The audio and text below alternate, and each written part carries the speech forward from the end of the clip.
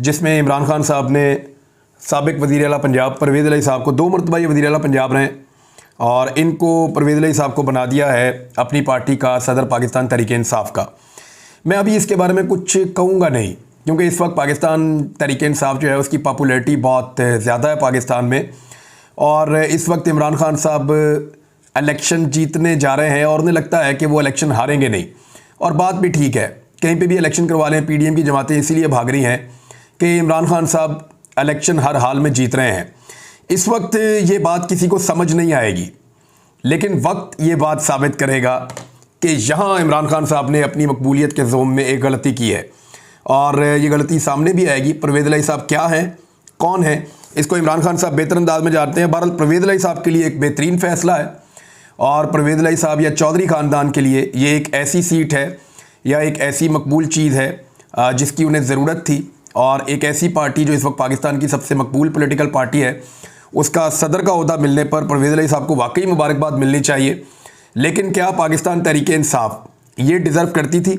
इससे पहले एक फ़ैसला उस्मान बुज़दार का था जिसके बारे में तमाम पाकिस्तान बार बार कहता रहा कि इमरान खान साहब का ये फ़ैसला ठीक नहीं था, लेकिन इमरान खान साहब अपने उस फैसले पर डटे रहे। अभी उन्होंने एक फ़ैसला और किया है, लेकिन इस वक्त किसी को समझ नहीं आएगी और मैं इस पर अभी बात करना नहीं चाहता। मेरे पास बहुत कुछ है कहने के लिए और बहुत सारी चीज़ें हैं बेशुमार, लेकिन इसको यहाँ छोड़ देते हैं और वक्त पे छोड़ते हैं। जब वक्त आएगा तो पता चल जाएगा। ये मेरा इतना सा क्लिप आप संभाल के रखिएगा, और अगर किसी को कोई चीज़ जाननी है तो मेरे से रब्ता कर सकता है। अब जो ख़बरें हैं उनमें कुछ बड़ी ख़बरें ये हैं कि इमरान खान साहब को मिल गया है रिलीफ, यानी उन्होंने इस्लामाबाद हाई कोर्ट से रब्ता किया था। इस्लामाबाद हाई कोर्ट के कुछ कमेंट्स ऐसे थे जिन पे सारा दिन सोशल मीडिया पे बातचीत होती रही। जब ये बताया गया जज साहब को, चीफ जस्टिस जनाब मोहतरम इस्लामाबाद हाई कोर्ट को ये बताया गया कि इमरान खान साहब की जान ख़तरे में है, तो एक कमेंट उनका आया कि जान तो सबने अल्लाह ताला को देनी है और अल्लाह ताला की अमानत है। तो उसके बाद बहुत सारे लोगों ने कमेंट किया तो फिर तो सबको अपनी सिक्योरिटी छोड़ देनी चाहिए और अपनी हिफाजत का बंदोबस्त नहीं करना चाहिए। देखिए, इमरान खान वो लीडर है जिसके बारे में अदालत को भी ये बात जाननी पड़ेगी कि उनकी जान ख़तरे में है। उनके ऊपर पहले हमला हो चुका है, उनके ऊपर गोलियां चल चुकी हैं, ना सिर्फ गोलियां चल चुकी हैं बल्कि उनके ऊपर पाकिस्तान भर के अंदर 77 मुकदमा दर्ज कर दिए गए हैं। और ये कोई आम बात नहीं है। अब इमरान खान कोई क्रिमिनल आदमी तो है नहीं कि धड़ाधड़ मुकदमा दर्ज हो रहे हैं। अदलिया को भी ये बात देखनी चाहिए कि ये मुकदमा क्या किसी शख्स के ख़िलाफ़ पूरे मुल्क में इस तरीके से दर्ज होते हैं। ये काम तभी होता है जब पाकिस्तान की एस्टेब्लिशमेंट और पाकिस्तान की हुकूमत ये मिलकर फ़ैसला कर ले कि इस शख्स को दीवार के साथ लगाना है और इसको रास्ता नहीं बनाने देना और इसको आगे नहीं निकलने देना। लेकिन मेरे ख़्याल में अभी इसमें इमरान खान साहब को जो एक रिलीफ मिला है वो भी आर्जी नौयत का है। 13 तारीख तक के लिए उन्हें कहा गया कि वो अदालत में पेश हो जाएं, तब तक के लिए उनको गिरफ़्तार नहीं किया जाएगा वो वाले केस में जो तोशाखाना वाला है। लेकिन 14 तारीख के लिए इलेक्शन कमीशन ने वारंट जारी कर दिया इमरान खान साहब के ख़िलाफ़। ये जो इलेक्शन कमीशन ने इमरान खान और फवाद चौधरी के वारंट गिरफ़्तारी जारी किए हैं, इसका हुक्म दिया है इलेक्शन कमीशन के मेंबर निसार दुरानी, शाह मोहम्मद जतोई, बाबर हसन भरवाना और जस्टिस रिटायर अकरामुल्ला। इन 4 रुकनी बेंच ने ये हुक्म दिया। इलेक्शन कमीशन ने तौहीन इलेक्शन कमीशन और चीफ इलेक्शन कमिश्नर की तौहीन के केस में वारंट गिरफ्तारी जारी किए हैं। इलेक्शन कमीशन ने हुक्म दिया है कि आईजी पुलिस 14 मार्च को इमरान खान और फवाद चौधरी को पेश करें। हुक्मनामे के मतन के मुताबिक इमरान खान और फवाद चौधरी दानिस्ता इल्तवा मांगते हैं। ये कमीशन की तज़हीक के मुतरादिफ है, इनका रवैया काबिल कबूल नहीं। इन दोनों की कमीशन के सामने गैर हाज़िरी दानिस्ता है। हुक्मनामे में कहा गया है कि गुज़िश्ता समात पर इमरान खान, फवाद चौधरी और ना उनके वकील इलेक्शन कमीशन के सामने पेश हुए। अब वो 14 तारीख रखने का मतलब ये है कि इमरान खान साहब 13 तारीख को इस्लामाबाद आएँ और इमरान खान साहब को गिरफ़्तार कर लिया जाए और 14 तारीख को उनको फिर पेश किया जाए इलेक्शन कमीशन के सामने। लेकिन जब एक मरतबा इमरान खान साहब गिरफ़्तार हो जाएंगे तो फिर FIR पे FIR दर्ज होती चली जाएंगी और जितनी ज़्यादा FIR दर्ज होंगी उतनी देर तक इमरान खान साहब को अंदर रखने में मदद मिलेगी। अब ये भी एक खेल खेला जा सकता है, लेकिन ये काबिल ज़मानत है। एक तो इसमें इमरान खान साहब ज़मानत करवा सकते हैं और दूसरा मैं एक फ़ैक्ट आपके सामने रख देता हूँ कि सेक्शन 10 के तहत जो है वो एक तौहीन अदालत का एक इख्तियार इलेक्शन कमीशन ऑफ पाकिस्तान के पास है, लेकिन उसको भी वकला ने लाहौर हाई कोर्ट में चैलेंज किया हुआ है और इस मामले में लाहौर हाई कोर्ट में एक लार्जर बेंच भी बन चुका हुआ है। तो ये मामला इस वक्त सब जुडिस है।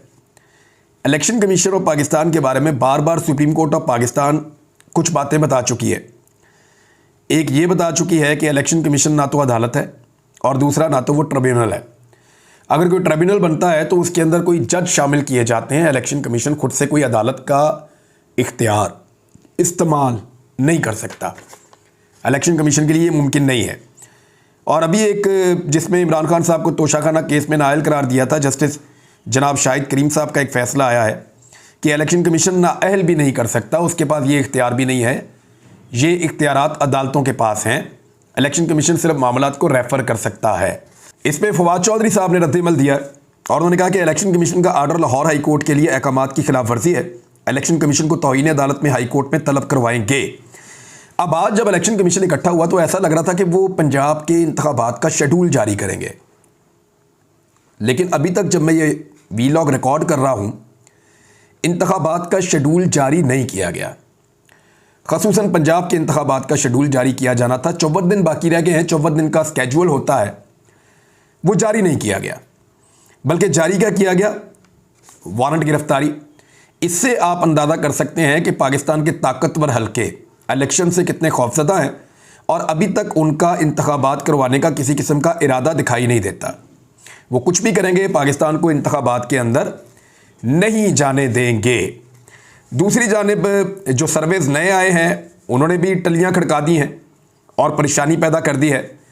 इमरान खान ने डोमिनेट किया है गैलप सर्वे के मुताबिक तमाम पाकिस्तान के लीडर्स को डबल की कैपेसिटी के साथ, यानी जिन लीडर्स के बारे में पाकिस्तानियों की बेहतर राय है उनमें नंबर 1 पे इमरान खान साहब हैं, जिनके बारे में 61% पाकिस्तानियों की राय है।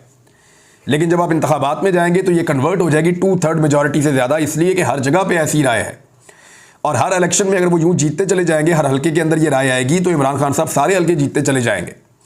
क्लीन स्वीप वाली एक पोजीशन बनी हुई है जिससे सब डरे हुए हैं, सहमे हुए हैं। जरदारी साहब तशरीफ़ लेकर गए विहाड़ी।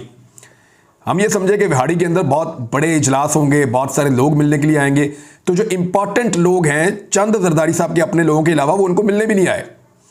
बल्कि इस मौका पर पाकिस्तान पीपल्स पार्टी के लोगों ने कुछ ने परवेज़ इलाही के साथ हाथ मिला लिया कि आप जा रहे हैं पीटीआई के सदर बनने, हमें अपने साथ रख लें आप और हम आपके साथ शामिल हो जाते हैं और हमें वहाँ से पीपल्स पार्टी से हमारी जान छुड़वा दें। अब जरदारी साहब का ये वक्त आ गया है कि जब वो जनूबी पंजाब में आते हैं तो जनूबी पंजाब से पीपल्स पार्टी के लोग छोड़कर पाकिस्तान तहरीक-ए-इंसाफ में शमूलियत इख्तियार कर रहे होते हैं। ये आसिफ अली जरदारी साहब की बदकिस्मती है। 200-300 लोगों से उन्होंने खिताब किया बमुश्किल और गुस्सा उनके खिताब के अंदर नज़र आ रहा था। बड़ी फ्रस्ट्रेशन है जरदारी साहब को, क्योंकि हालात उनके लिए भी बहुत पतले हो गए। उन्हें लग रहा था कि शायद सारी गालियाँ PMLN को पड़ेंगी, लेकिन लोग आसिफ अली जरदारी को बराबर का जिम्मेदार समझते हैं।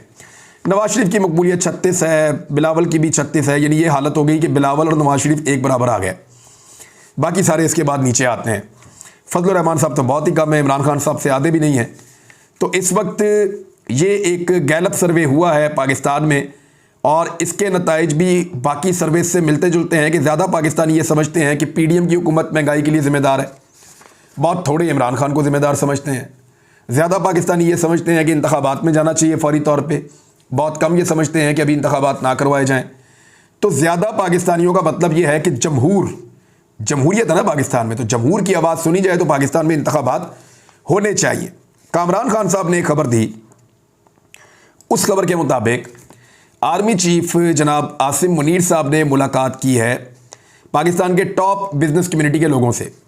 अच्छा, इसमें एक बात याद रखिएगा कि बाज़ औक़ात बिजनेस कम्युनिटी के लोग खुद चाहते हैं कि वो आर्मी चीफ से मिले। वजह यह है कि पाकिस्तान के अंदर सारे सियाह सफ़ेद के मालिक ही पाकिस्तान के ये इदारे होते हैं, ताकतवर लोग होते हैं, एस्टेब्लिशमेंट होती है, या ख़ास तौर पे आर्मी चीफ सबसे इंपॉर्टेंट आदमी होता है।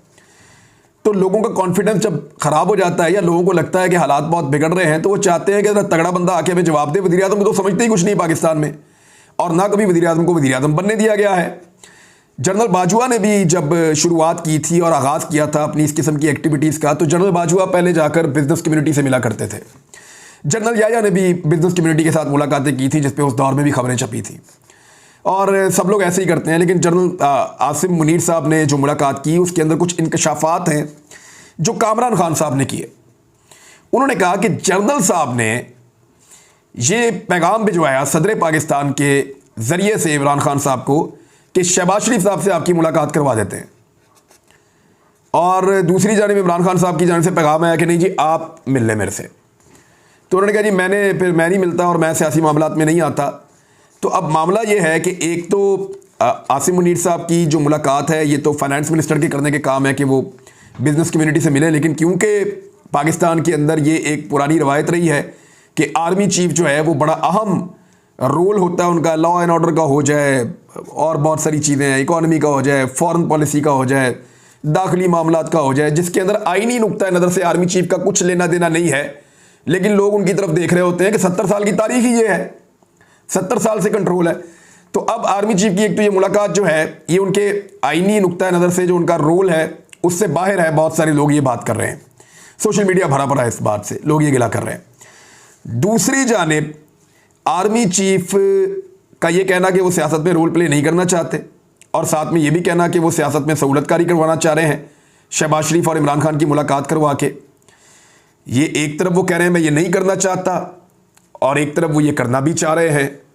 तो ये दो बातें एक साथ कुछ समझ नहीं आ रही, और ये कामरान खान साहब क्लेम कर रहे हैं। आर्मी चीफ या DGISPR उसके ऊपर कोई एक स्टेटमेंट दे के इसको निगेट कर सकते हैं या इसको गलत करार दे सकते हैं, मुमकिन है कि वो ऐसी कोई बात करें। हाँ, लेकिन ये है कि PTI का इस पे जवाब आ गया है। इस पे फवाद चौधरी साहब का रिएक्शन ये है कि chairman Imran Khan has never made any request to meet army chief or any of his representatives. Likewise, President has never approached Chairman Pakistan Tehreek-e-Insaf with any suggestion of Army Chief for meeting Shehbaz Sharif. Speculations in this regard are baseless. अच्छा, वो ये कह रहे हैं कि ये अफवाहें हैं जो उड़ाई जा रही हैं और ये बेबुनियाद अफवाहें हैं। इमरान खान साहब ने कभी भी आर्मी चीफ से या उनके किसी नुमाइंदे से मिलने की किसी ख्वाहिश का इजहार नहीं किया, और ना ही सदर पाकिस्तान कभी आर्मी चीफ का पैगाम ऐसा लेकर आए कि शहबाज शरीफ साहब से आपकी मुलाकात करवा देते हैं। और अगर दो पॉलिटिकल लोगों ने मिलना है तो उसमें आर्मी चीफ का क्या काम? यानी शहबाज शरीफ ने अगर मुलाकात करनी है तो परवेज़ खटक साहब जाके मिल सकते हैं, या पार्टी का कोई और बंदा जाके मिल सकता है, या शहबाज शरीफ साहब एक टीम बना सकते हैं, PTI टीम बना सकती है, मिल सकते हैं। अब पॉलिटिकल पार्टीज़ का काम है, वो आपस में मिलकर मामलात को तय भी कर सकते हैं। इमरान खान साहब का प्रॉब्लम तो सिर्फ ये है ना, वो कहते हैं मैं NRO नहीं दूंगा, वो ये कहते हैं कि करप्शन के केसेस के ऊपर बात ना करो मेरे साथ, बाकी सारी चीज़ों के ऊपर मेरे साथ बात कर लो। अब NRO ना देने की बात इमरान खान साहब करते हैं, स्पेसिफिकली जो PMLN और पीपल्स पार्टी के लोग हैं उनके खिलाफ वो ये बात करते हैं कि उनको NRO मैं नहीं दूंगा। अब इस मामले में ये डिनाया आ गया पाकिस्तान तहरीक इंसाफ की जानिब से, और ख़बर आ गई बिज़नेस कम्युनिटी की जानिब से। लेकिन जो मेन फरीक हैं जिनसे ये बयान मंसूब है वो पाकिस्तान के आर्मी चीफ हैं। अब देखते ये हैं कि DGISPR इसके ऊपर क्या स्टेटमेंट जारी करते हैं, और क्या ऐसी कोई बात हुई है या नहीं हुई। वो कोई सियासी रोल प्ले करना चाहते हैं या वो सियासी रोल प्ले नहीं करना चाहते। दूसरी जानिब एक और बड़ी इंपॉर्टेंट खबर यह है कि इंसदाद दहशतगर्दी की अदालत ने वज़ीर दाखिला के नाकाबिले ज़मानत वारंट गिरफ्तारी जारी कर दिए हैं। गुजरावाला में इंसदाद दहशतगर्दी की खसूसी अदालत ने राणा सनाउल्लाह के खिलाफ थाना इंडस्ट्रियल एरिया गुजरात के मुकदमे की समाअत की। वफाकी वज़ीर दाखिला राणा सनाउल्लाह पेश नहीं हुए। उनके वकला ने हाज़िरी की माफ़ी की दरख्वास्त दायर करते हुए कहा कि हुकूमती उमूर की वजह से राणा सनाउल्लाह आज अदालत में पेश नहीं हो सकेंगे, आइंदा पेशी पे हाजिर हो जाएंगे। इंसदाद दहशतगर्दी की अदालत ने केस का फैसला सुनाते हुए राणा सनाउल्लाह के नाकाबिले ज़मानत वारंट गिरफ्तारी जारी कर दिए, और DPA गुजरात को राणा सनाउल्लाह को 28 मार्च को गिरफ्तार करके पेश करने का हुक्म जारी कर दिया है। टाइम काफ़ी मिल गया राणा सनाउल्लाह साहब को 28 मार्च तक का, जबकि इमरान खान साहब को इतना टाइम अदालतों से नहीं मिल रहा। लेकिन अच्छी बात है, राणा सनाउल्लाह साहब को टाइम मिल गया। वो वज़ीर दाखिला भी हैं पाकिस्तान के, और इस वक्त इस्टेब्लिशमेंट का हाथ राणा सनाउल्लाह साहब के सर पे है। लेकिन मुईद पीरज़ादा की खबर के बाद मेरा मशवरा यही है कि राणा सनाउल्लाह साहब को चाहिए कि वो अपनी हिफाजत का बंदोबस्त करें, क्योंकि जिनके हाथों में वो खेल रहे हैं या जिनको वो इस्तेमाल कर रहे हैं और वो राणा साहब को इस्तेमाल कर रहे हैं, इनका कोई पता नहीं। ये अपने मफाद के लिए राणा साहब को जो है वो वाकई में मुईद पीरज़ादा के बकौल वो फड़काया जा सकता है। तो राणा साहब को एहतियात करनी चाहिए और अपनी बचत करनी चाहिए। थोड़ा सा पहले आपको याद होगा शहबाज शरीफ साहब ने बड़ी बगलें बजाई थी और बड़ा रोला डाला हुआ था पाकिस्तान के अंदर कि इतना पैसा पाकिस्तान में आ रहा है, हमने डोनर कॉन्फ्रेंस कर दी, हमें बहुत पैसा मिल गया, जितना लेने गए थे उससे ज़्यादा लोगों ने इमदाद दे दी। लेकिन नहीं मिली। यानी अक़वाम मुत्तहिदा के तर्जुमान जो हैं उनका एक स्टेटमेंट आया और उन्होंने न्यूज़ ब्रीफिंग वो दे रहे थे, तो उनसे जब सवाल पूछा गया कि जनवरी में वादा की गई ज़्यादातर रकम कहाँ गायब है, जिस पर उनका कहना था कि गायब है क्योंकि लोगों ने अभी तक दी नहीं है, क्योंकि इस वक्त जो पाकिस्तान के अंदर हुकूमत मौजूद है इस पर लोग ट्रस्ट नहीं करते। एक तो मैंने आपको पहले बताया था कि जो रकम वादा की गई थी उसमें ज़्यादातर रकम कर्जा थी, वो कर्जे की मद में दी जा रही थी और प्रोजेक्ट्स की मद में दी जा रही थी कि कर्जा भी दिया जाएगा, वो प्रोजेक्ट्स होंगे जो वही मुल्क अप्रूव करेंगे और उन्हीं के ज़रिए से आकर वो पैसा पाकिस्तान में लगेगा। दूसरी जानिब जो बाकी इमदाद थी वो भी प्रोजेक्ट की मद में थी। अब उसमें से ज़्यादातर मुल्क जो है उन्होंने अनाउंसमेंट तो कर दी, बिल्कुल वैसे ही जैसे पाकिस्तान के सियासतदान अवाम को बहुत कुछ देने के लिए अनाउंसमेंट करते हैं लेकिन बाद में वादे पूरे नहीं करते। इसी तरह वादा तो कर दिया गया बड़े बड़े मुल्कों की जानिब से कि पाकिस्तान की वो मदद करेंगे, लेकिन पाकिस्तान को इमदाद की वो रकम दी नहीं गई। वादे किए गए थे लेकिन उस वक्त जितने के इश्तिहार लगाए गए थे ना पाकिस्तान में, लगता है अभी तक उतने पैसे भी पाकिस्तान को वसूल नहीं हो सके हैं। उधर एक और इंटरेस्टिंग चीज़ मैं आपको बताता हूँ, फवाद चौधरी पे और शाह महमूद कुरैशी साहब के खिलाफ एक और मुकदमा दर्ज कर लिया गया है और मुकदमा जो है वो मोहम्मद वसीम सब इंस्पेक्टर है उसकी मुद्दईयत के अंदर दर्ज किया गया है। 373 नंबर है मुकदमे का। मुकदमा बड़ा मज़ेदार है।